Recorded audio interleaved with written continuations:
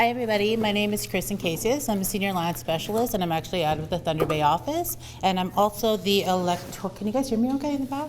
Yeah? How about now? You guys are good? Yeah? Okay. And I'm also the electoral officer for this referendum. I've been doing referendums under the regs for the past 10 years now, so it's, I'm one of the experts in Ontario. So I just want to go through our presentation contents of the ratification process, the Indian referendum regulations, key components of the vote, the voting process, and then finally the results. So with the ratification process, it always starts off with the negotiation of the settlement agreement, and that's already been complete. We're in the ratification vote box right now, and then afterwards comes the post-ratification vote, and then the settlement agreement will be ratified.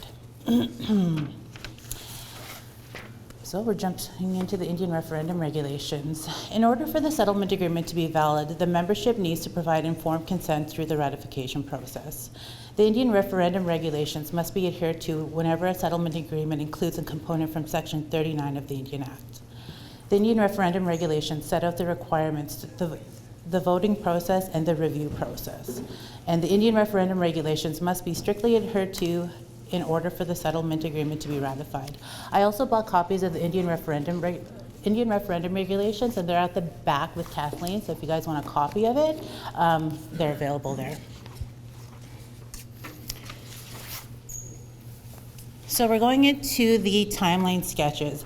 The 72 days isn't actually 72 days. It's however long we need in order to negotiate the settlement agreements, and that's also the preparation period. So at this time, the First Nation will compile the addresses of all eligible off-reserve electors, and under the regs, we just need to do mail-outs for off-reserve, but your First Nation chose to do both on and off, so everyone both on and off-reserve receive packages. They will arrange for the printing of the mail-out package material and arrange for the posting of notice in the newspaper. That actually is not true. We don't need to do the newspaper posting, but we do have to post on reserve. So this is when the actual countdown begins once we start the Indian referendum regulations, is the 49-day time period. At the 49th day, we need to receive the voters list from the First Nation, if they're Section 10, which you guys are. And we also need to receive all known addresses of off-reserve electors to my email address, which we also received. And this is also the posting date of the 42-day mark. So this, for the first vote, it goes into two different votes. If the first vote doesn't pass, then it'll be eligible for a second vote, but right now we're just focusing on the first vote.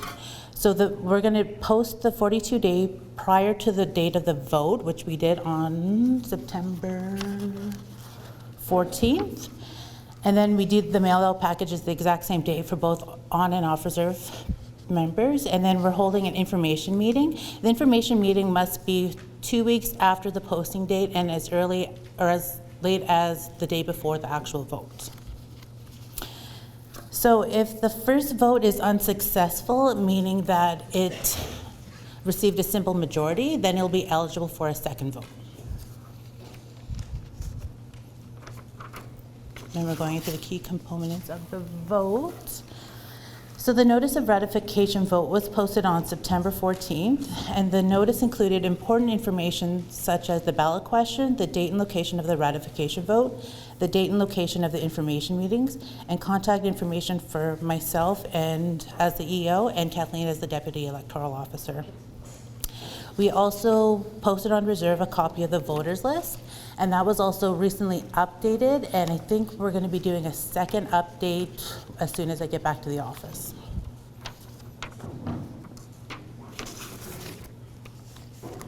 So the voters list, it contains the names of First Nation members who are 18 years of age or older as of the voting date.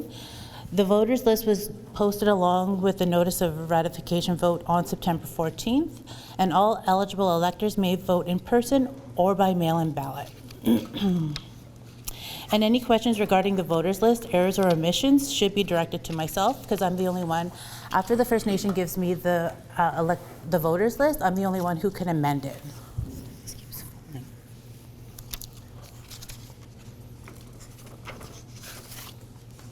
So the mail-in packages were mailed on September 14th. Mail-in ballot packages were sent to all eligible electors living on and off reserve where an address was available. This package contains information about the settlement agreement, as well as a mail-in ballot, a ballot envelope with the declaration of mail-in voter, an attestation of witness printed on the front of for completion, a postage paid return envelope addressed to myself, and instructions for completion.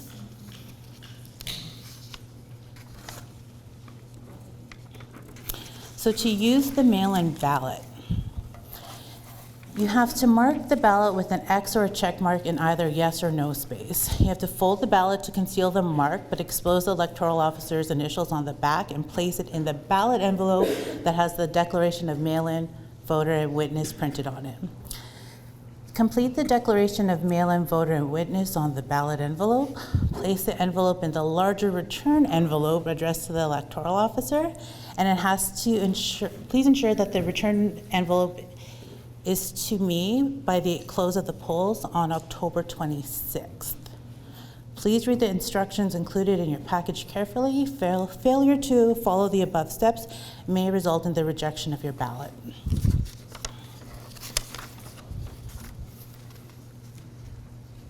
So if you complete a mail-in ballot but then choose to vote in person, the mail-in ballot will not be counted. Is this all clear as mud right now? Yeah? Okay. So the vote date is October 26th, and the polls will be open from 9 a.m. to 8 p.m., I believe here in this building.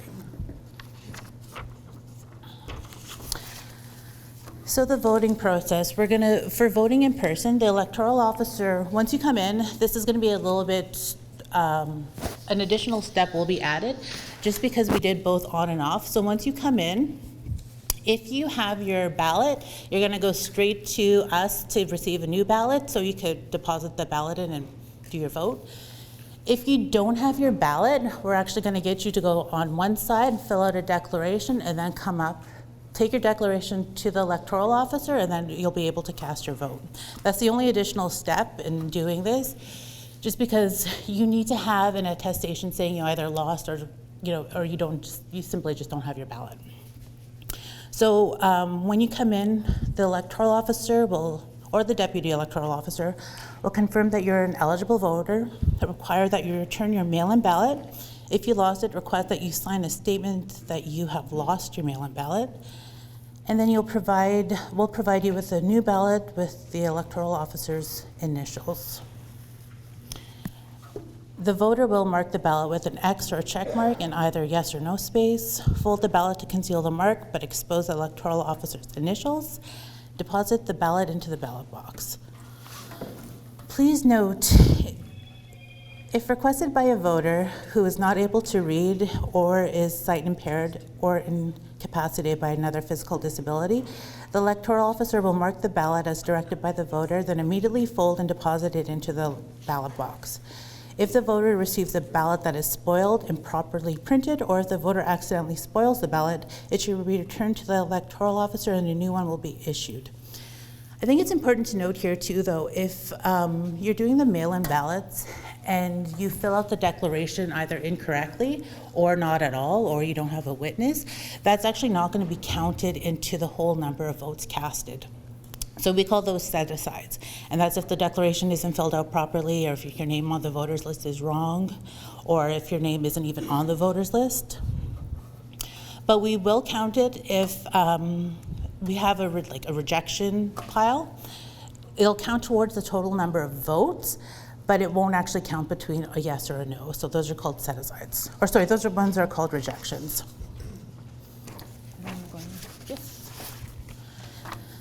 So in order for this to pass on the first vote, the majority is required for the vote to pass on the first vote. The majority means over 50% of the eligible voters must vote, and out of those 50% of those have to vote either yes or no. If it's voted yes, then it's a successful first vote. If it's voted no, then it's not even eligible for a second vote. So with this one, we actually, the numbers are 1,119 and eligible electors for your First Nation. and the votes required to meet the 50% mark is 560, and out of those, for them to say yes is 280 plus 1, so 281.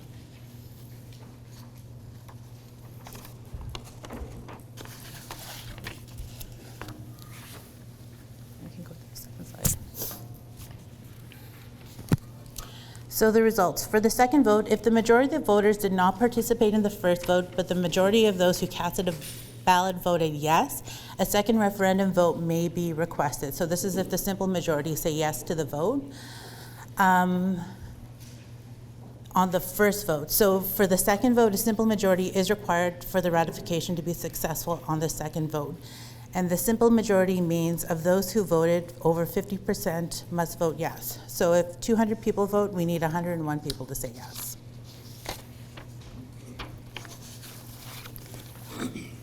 The results. If the vote is successful, first or second vote, the parties will move forward with the internal process to finalize the settlement agreement. Upon approval of all parties, the implementation of the settlement agreement can begin.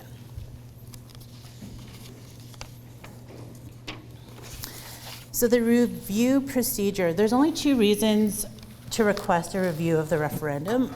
The first one being that there was a contravention of the regulations that may affect the results of the referendum, or there was corrupt practice in connections with the referendum. A request for review of referendum shall be made forwarding the request to the minister by registered mail addressed to the assistant deputy minister within 7 days after the vote of the referendum. Thank you. Look at that. Thank you. A request for review of referendum shall be, I'll start again. A request for a review of the referendum shall be made by forwarding the request to the minister by registered mail addressed to the assistant deputy minister within 7 days after the day of the referendum, accompanied by a declaration containing the grounds for requesting the review. Also, if you are going to submit something for this, you can always contact me and I'll actually give you the process on what you should be doing or what our core requirements are for requesting a review of this referendum. And my contact information is at the end there. So,